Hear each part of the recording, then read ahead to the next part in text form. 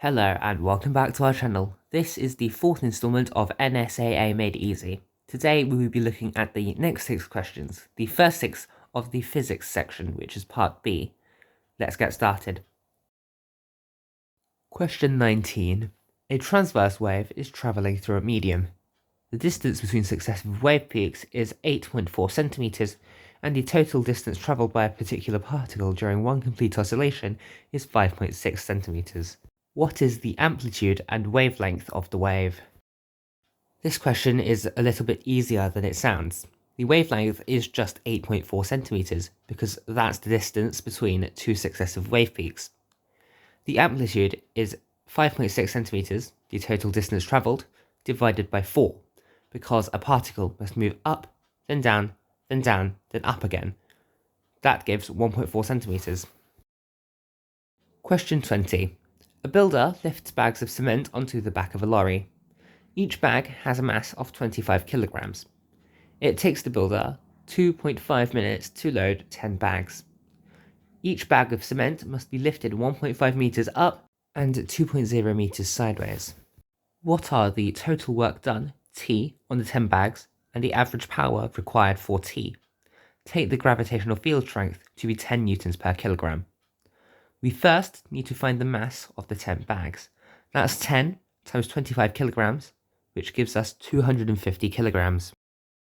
We then need to find the weight of the 10 bags. That's 250 kilograms times 10 newtons per kilogram, which gives 2,500 newtons. The vertical distance of 1.5 meters multiplied by the weight of 2,500 newtons is 3,750 joules. 2.5 minutes equates to 150 seconds, and 3,750 joules over 150 seconds gives 25 watts. Question 21. The current voltage graph for a diode is shown. The diode is connected in series with a resistor and a 6-volt battery. The current in the circuit is 8.0 milliamps. What is the resistance of the resistor? Assume that the battery has negligible resistance. Firstly, one must note that at 6 volts the resistance of the diode itself will be very, very low. However, it is still using some voltage. From the graph, this is 1.2 volts. 6 volts minus 1.2 volts is 4.8 volts, and 4.8 volts over 0.008 amperes is 600 ohms. And that's the answer. Let's move on to question 22. 2 electromagnetic waves P and Q travel in a vacuum and the ratio of their wavelengths is 1 times 10 to the 8.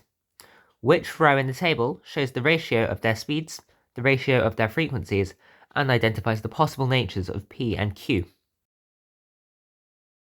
It's important to remember that electromagnetic waves are just light. Therefore, in a vacuum, their speed must be equal. For a given equal speed, their frequency is going to be the reciprocal of their wavelengths, and therefore the frequency of P over the frequency of Q is 1.0 times 10 to the negative 8. Finally, as P has a lower frequency than Q, only row A is correct because radio waves have a lower frequency than microwaves. Let's move on.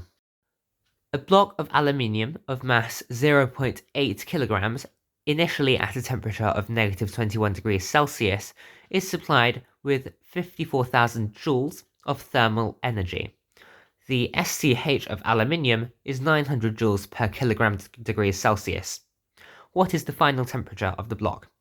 Assume that there is no other transfer of energy between the block and the surroundings. We'll start with the equation here.